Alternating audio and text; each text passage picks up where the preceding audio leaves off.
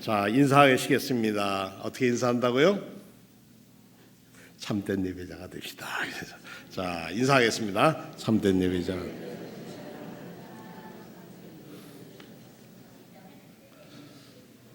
요즘 찬양대 찬양이 제 마음에 많은 울림을 주셔서 참 고맙습니다.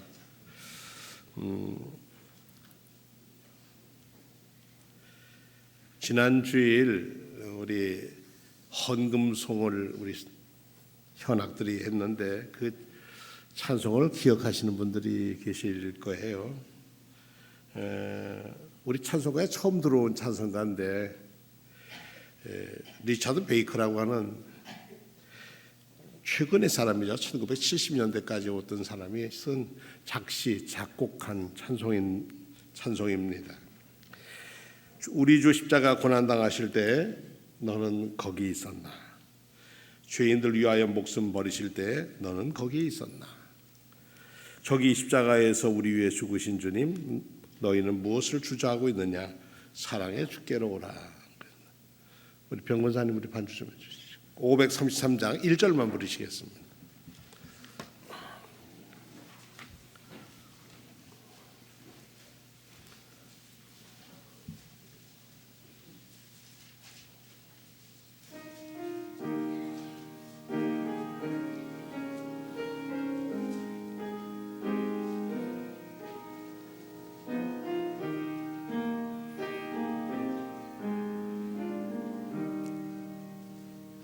우리 주 십자가 고난 당하실 때에 너는 거기 있었나? 죄인들 위하여 목숨 버리실 때에 너는 거기 있었나?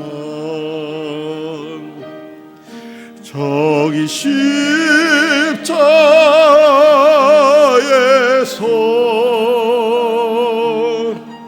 우리 위해 죽으신 주님, 너희는 무엇을 주저하고 있느냐?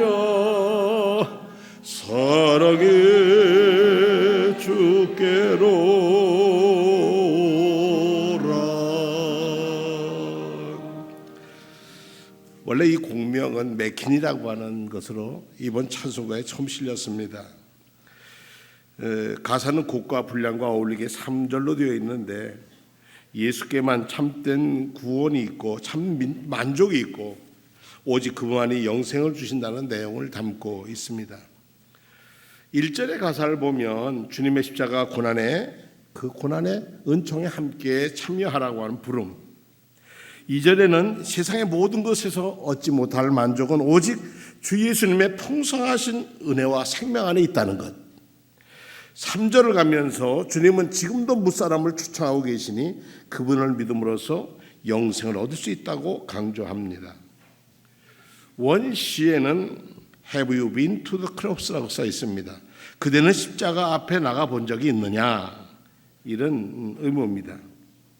대속의 유일한 매체인 우리를 구속하게 해주신 예수 그리스도의 십자가의 보혈을 적용을 받으려면 그 십자가의 앞에 나가 서봤느냐, 이런 얘기입니다. 2000년 전에 십자가에 있는 그 밑에 가보라는 얘기가 아니라 구속해서 오신 예수 그리스도 십자가 앞에 당신을 거기가 서보았는가, 이런 뜻입니다. 결국 그 말이 그 말인 것 같지만 주님이 십자가에 달렸을 때 그때 거기 있었나? 라고 하는 물음과 주님이 순환 십자가로 나가자고 하는 것은 본질적으로 다릅니다. 2000년을 지난 오늘 2000년 전에 있었던 예수의 십자가의 형과 오늘 우리가 은혜로 받아들이는 리얼리티, 우리가 받아들이는 실제적인 감동은 오늘에 오는 십자가가 나와 어떤 관계를 갖고 있느냐를 물었을 때의 십자가 앞에 나갈 수 있는 것입니다. 그래서 이 두 번째 줄에 이 저희 2절 둘째 줄에 보니까 오직 주 예수님 내게 생명 주사 참된 만족 주시네 이렇게 써 있습니다. 참된 만족을 주신다는 거죠. 우리가 이 세상에 참 만족을 위해서 찾아가는데 그 만족은 예수께 있다고 하는 겁니다. 근데 이 가사를 보면 영어 찬송가를 우리말로 가사를 받기가 정말 어렵습니다. 운율에도 맞춰야 되고 직역을 하면 그거 맞질 않고 그래서 이 찬송가를 어떤 분이 제게 일러주기를 나는 이렇게 번역을 했습니다. 그럼 보내겠습니다. 한번 띄워주시겠습니까? 자, 한번 읽어볼까요? 시작. 예수님 죽으신 저 십자가 앞에 그대 나아갔나 죄인들을 위하여 값을 치르신 그곳 갈릴리로 나올. 자, 병원사님 한번 다시 한번 쳐주시렵니까? 이 가사로 한번 불러보겠습니다.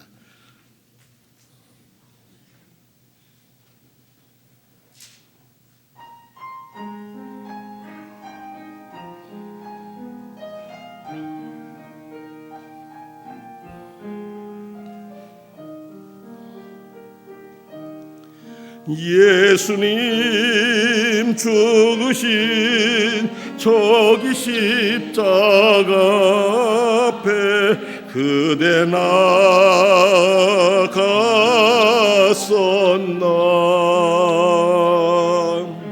죄인들 위하여 값을 치르신 그곳 골고다로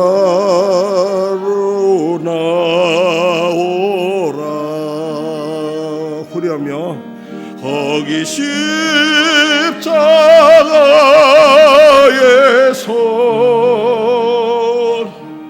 목숨 주신 하나님 나들 아직도 그대를 기다리고 계시니 주저 말고 나오라. 2절 불러보겠습니다. 우리 새 좋은 거 모두 갖는다 해도 참된 만족 못 얻네 넘치는 생명을 내게 주시는 예수 너를 지금 부르네 저기 십자가에서 우리 우신 하나님 아들 아직도 그대를 기다리고 계시니 주저 말고 나오라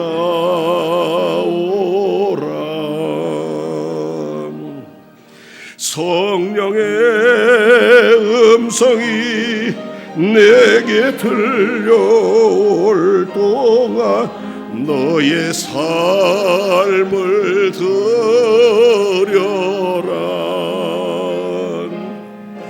영생을 얻는 길 오직 믿음뿐이니 지금 주께 나오라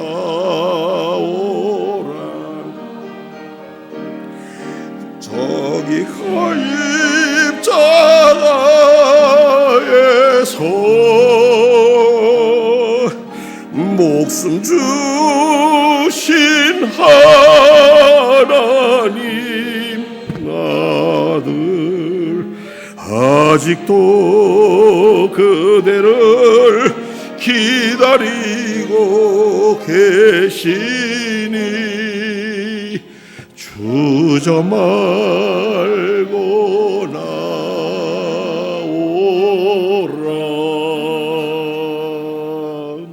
할렐루야. 교회는 십자가와 부활이 교회 우리의 신앙의 두 기둥입니다. 십자가가 부활이 없는 교회는 그건 교회가 아닙니다. 그래서 이 십자가와 부활을 우리는 오늘 우리 현실의 생활에 실제화, 현재화해야 합니다. 참 어려운 시대를 우리는 살아가고 있습니다. 저는 나이 몇 살 안 됐는데 전쟁의 비극을 보았고 그 비극으로 정말 얼마나 많은 사람이 고통을 당하는지, 분단의 아픔이 뭐가 얼마나 아픈지도 보았고요. 민주주의가 어떻게 해서 이렇게 자랄기까지 얼마나 많은 고통을 겪었나 본데, 지나고 생각하고 보니까 제가 짧은 생식견입니다만은 하나님이 우리 민족을 무척 사랑하신다, 전 그렇게 믿습니다. 그 믿음이 짧은 시간 안에 민주주의가 겪어야 할, 민주주의가 지상 제일 좋은 정치 체제다라고 얘기하지만 그것도 더 나은 것도 있겠죠, 앞으로요. 어쨌든 간에 그 가기 위해서 수많은 아픔을 겪고 갈등도 겪지만, 그래도 그 시대를 넘어가면서 성숙해지는 국민들의 모습을 보면서 책임은 우리에게 있다라고 얘기할 수 있다는 게 얼마나 감사한가 생각했습니다. 어떤 신학자는 이런 얘기를 합니다. 복음서가 생략되고 요즘은 욥기만 남은 세월 같다. 복음서엔 뭐가 있어요? 천국이 있죠. 하나님 나라가 있는데 하나님 나라에 대해서는 관심이 없어요. 지금 당하는 고통이 힘드니까 그 욥기만 붙들고 읽고 있다는 거죠. 우리는 공동체를 상실한 시대다. 또 어떤 분은 신자유주의는 아무도 서로 돌보지 말라고 한다. 엄교란 사람이 그러니. 계급은 개인에 의해서 해체되었고 저항은 이기는 것이 아니라 견디는 거다. 이런 좀 신학자들의 그 현실감 있는 이야기들을 듣게 됩니다. 어느 날 신학계 조직신학 교수가 고민하다가 들어가서 자기 반 학생들에게 앞에서 말없이 칠판에다 이렇게 썼답니다. 로마서 12장 15절을 썼는데 한번 따라 하시겠습니다. 기뻐하는 사람이 있으면 함께 기뻐해 주고, 우는 사람이 있으면 함께 울어 주십시오. 그렇게 썼대요. 그거 쓰고 가만히 앞에 섰답니다. 그러더니 학생들이 조용해지는데 왜 우리 교수가 저 말을 우리에게 오늘 주는가? 그러면서 그렇게 얘기했답니다. 제가 너무 아픔 얘기만 많이 해서 죄송합니다. 여러분들에게 이 아픔에 넘어서 있는 부활의 소망을 우리가 붙들고 삽시다. 그런 말씀으로 그들에게 전했더니 이 학생들이 정말 그들이 갈등하는 세계 속에서 우리는 무엇을 볼 수 있다고요? 우리에겐 십자가가 있다. 그러나 그 십자가 너머에는 부활이 있다 하는 소망을 갖게 되었답니다. 오늘 본문에 보면 우리는 그리스도와 같이 죽어서 그분과 하나가 되었으니 그리스도와 같이 다시 살아서 또한 그분과 함께 하나가 될 것이라고 얘기하고 있습니다. 예수 그리스도의 십자가와 부활에 동참하자라는 표현이죠. 이 고백에는 십자가의 고난을 외면하고 소망의 부활을 분리하고 십자가 따로 부활 따로 이렇게 따로로 나누는 사람들에게는 고통만 얘기하든지 고통 없는 영광만을 바라보는 그런 사람들도 있습니다. 부끄러운 말씀입니다만은 예배당 꼭대기에 하나씩 달려있는 십자가가 있는데 그 십자가 아래에 있어서 사는 사람들은 십자가하고 좀 멀어져 가고 있다. 교회가 상징하는 것은 예배당이 상징하는 것, 교회가 상징하는 십자가인데 실제 이 현실 사회에서 십자가는 그리스도인들에게서 멀어지고 축복과 안일과 평안과 평화 그 속으로 기울고 있다.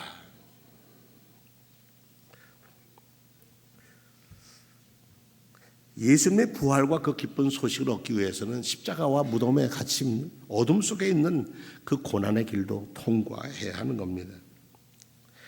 사실 십자가의 고통을 기억한다는 것은 두려운 일이고 십자가의 형태만 보아도 초대교인들은 가슴이 떨렸습니다. 왜냐하면 믿음의 형제들이 십자가에 달려 죽는 걸 많이 봤습니다. 무참하게 죽어가는 걸 봐서 십자가라고 하는 이유 때문에 죽어가는 모습을 보면서 십자가를 교회의 상징으로 생각하지 않았습니다. 사실 기독교가 십자가가 기독교의 상징이 된 것은 313년 밀라노 칙령 이후에 이루어지는 일들입니다.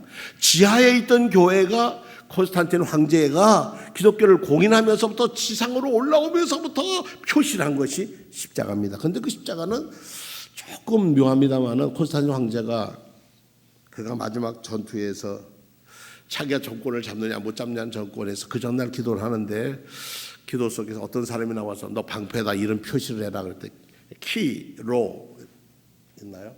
여기 키로라고 하는 이 표시를 하고 나가면 내가 내일 전쟁에 이길 거다.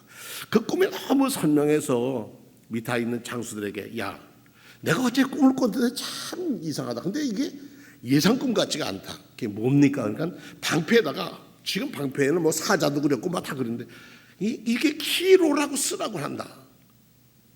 그랬더니 그 밑에 그리스도인 장교들이 있었어요. 장군들이요. 아무 말하고 웃었습니다.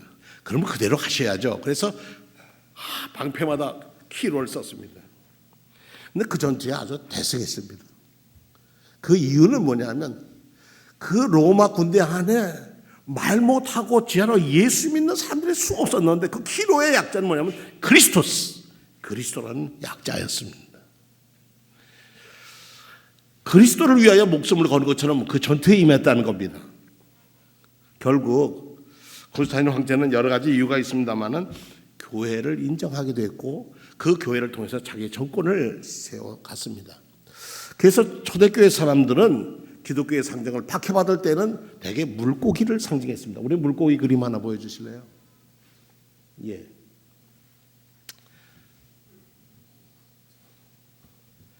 헬라어로 된 약자입니다만 맨 앞에 I자는 예수스, 제2자입니다. 예수스. 두 번째 X자는 크리스투스, 그리스도. 세 번째는 세우스, 하나님.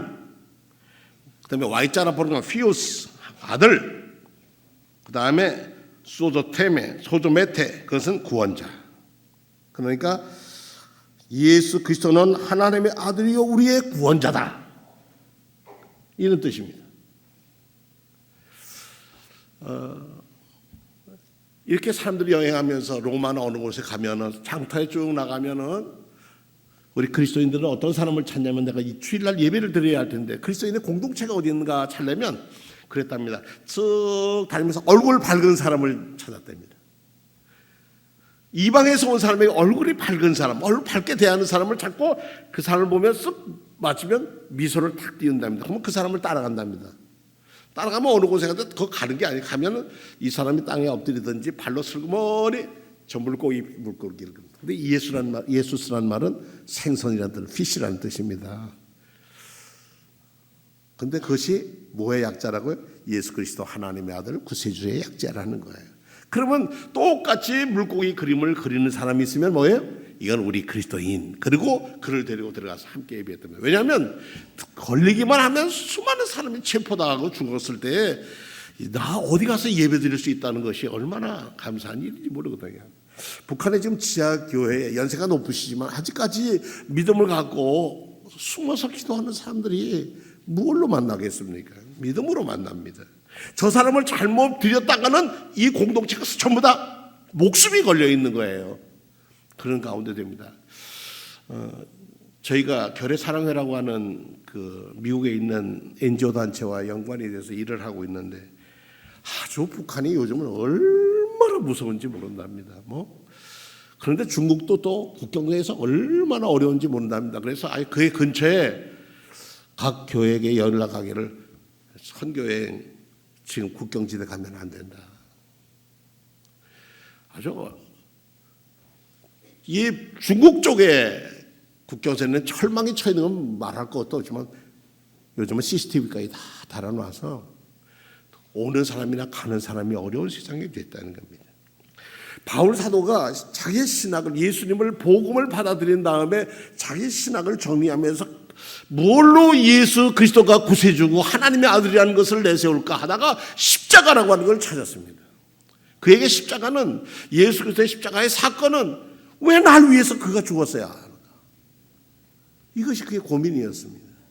그래서 그는 그 은혜를 체험한 다음에 이렇게 씁니다. 십자가의 도가 멸망하는 이들에게는 미련한 것이고, 왜냐? 형틀에 달려 죽는 게 무슨 희망이에요. 그러나 구원을 얻는 우리에게는 하나님의 능력이 된다. 이 문제를 가지고, 이 삶을 가지고 자기를 살아냈습니다. 고통도 살아냈더니 뭐가 이루었다고요? 부활에 이르게 됐습니다.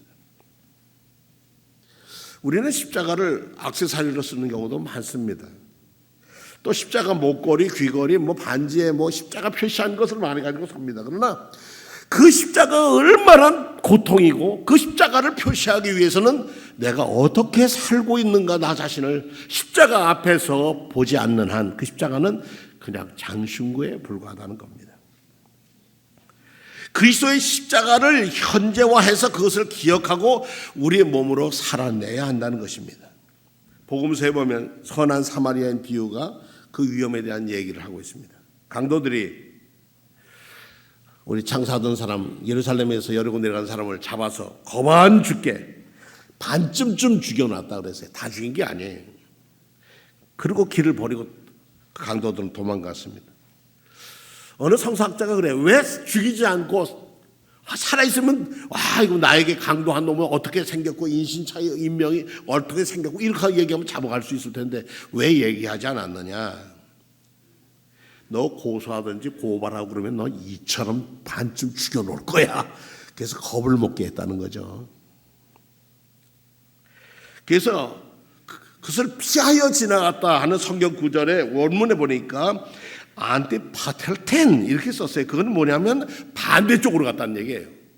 비껴갔다는 게 아니라 아예 제사장과 레위인과 그 사람들은 어떻게 해요? 반대쪽으로 저거 갔다가 잘못하면 내가 동태를 맞을 수가 있어. 지금 저 사람은 죽어가고 있는데 그 죽어가는 반대편으로 갔다. 율법에서 어려운 고난당하는 이웃이 있으면 돌보라고 했는데 그 돌봄보다 뭐가요? 자기 자신이 더 소중했다. 미국의 역사 속에서 미국의 역사를 세우는 것은 어쨌든 저 남부의 목화 농장에서 일하던 공장에서 강제로 끌려와 일하는 흑인들에 의해서 그 힘들을 입어 지금 미국이라는 나라가 강대국이 된 거 아닙니까? 흑인들이 자기가 투표권을 갖고 흑인들이 사람을 대접받기까지는 그 시간이 그리 짧지가 않습니다. 얼마나 오랜 세월을 지났는지 모릅니다.